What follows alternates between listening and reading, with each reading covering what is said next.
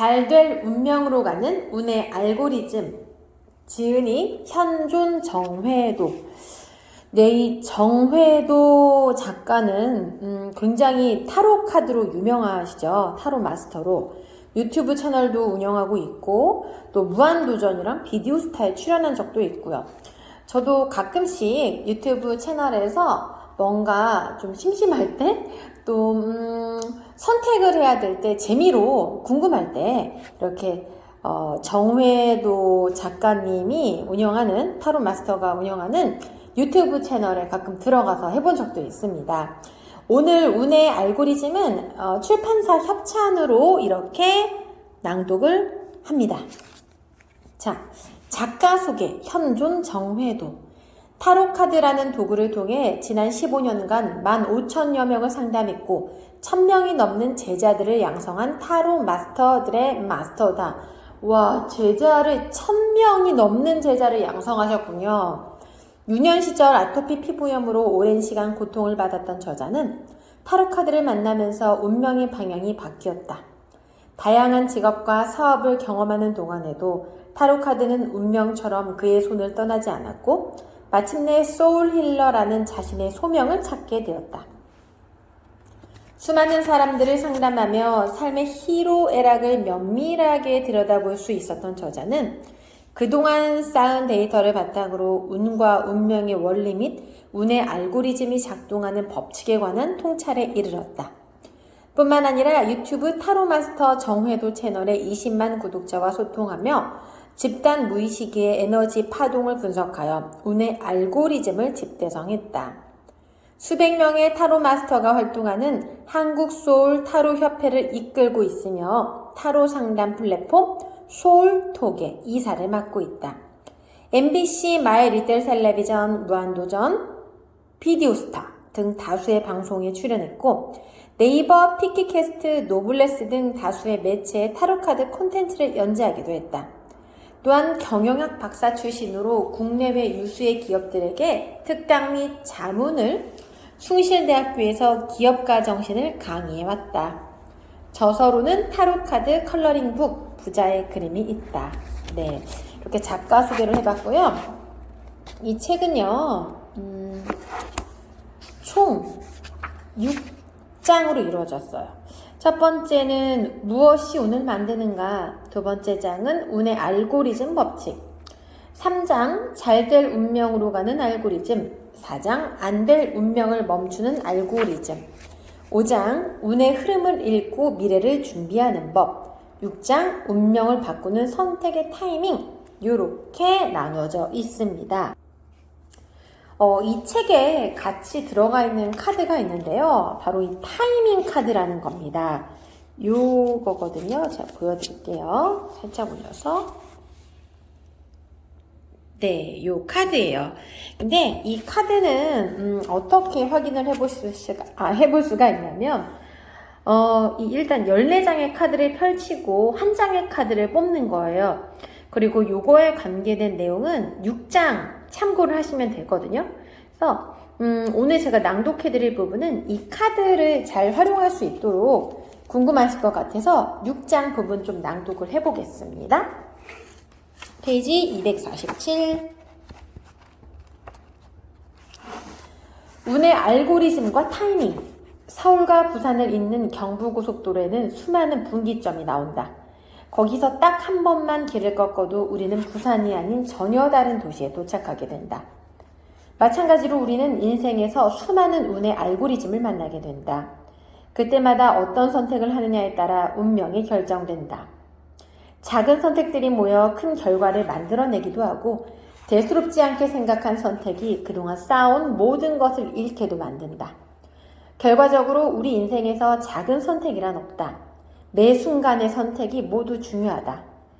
그동안 수많은 손님들이 나에게 상담을 받으러 온 이유를 하나로 정리하자면 선택의 문제였다.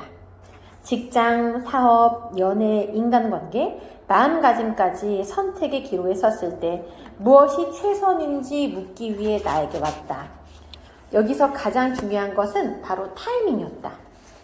운의 알고리즘에서는 그때 바로 선택하지 않고 시간이 지나면 전혀 다른 결과가 도출된다. 즉 운을 적절한 타이밍에 안착시키면 기회가 되지만 어긋난 타이밍에서는 불행으로 작용하기도 한다. 타이밍을 정확하게 알고 원칙을 세운 후 그 원칙에서 흔들리지 않는다면 누구나 인생에서 어느 정도 성공할 수 있고 원하는 것을 얻을 수 있다. 그리고 불운이 닥쳤을 때 피해를 최소한으로 줄일 수 있다.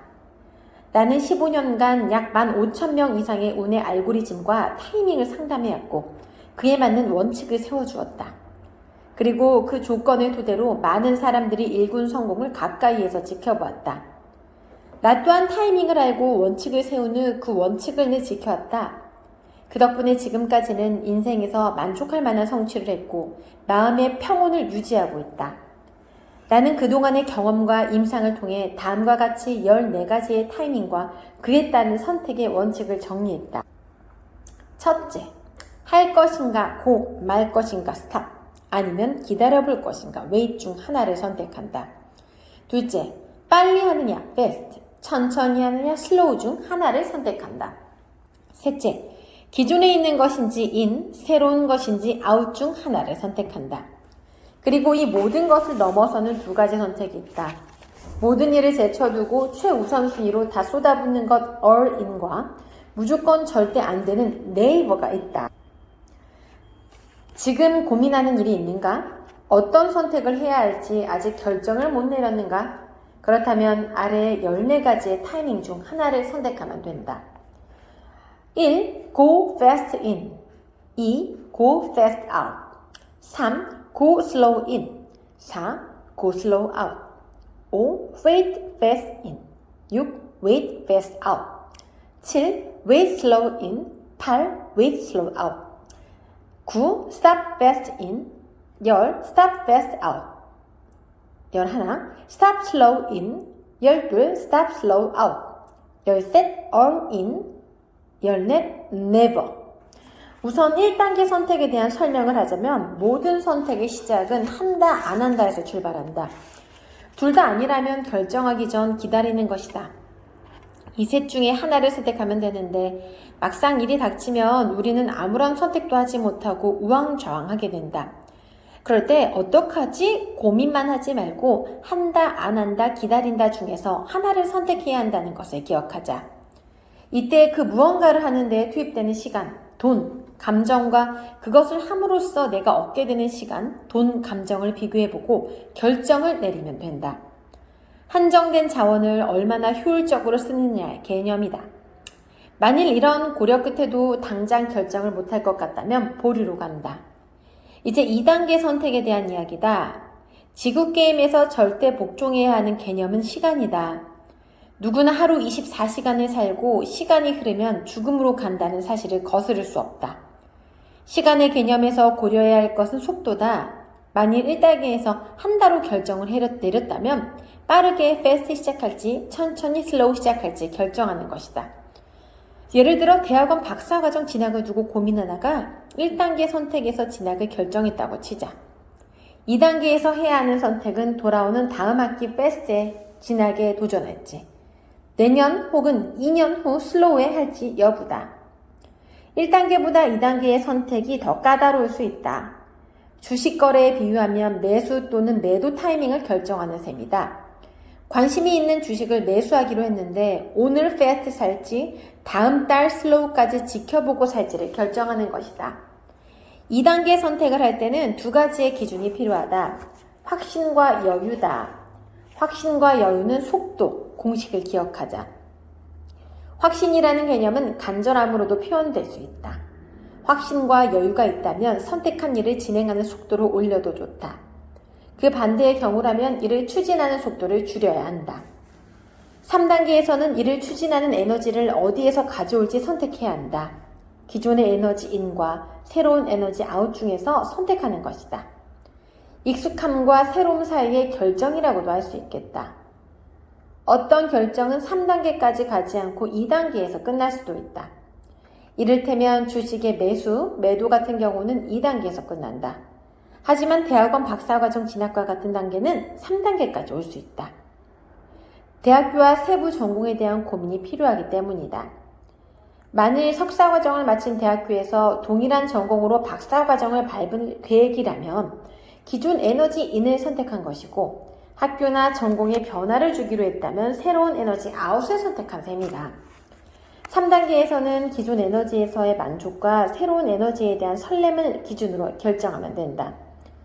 나는 같은 대학교에서 경영학 학사, 석사, 박사 과정을 마쳤다.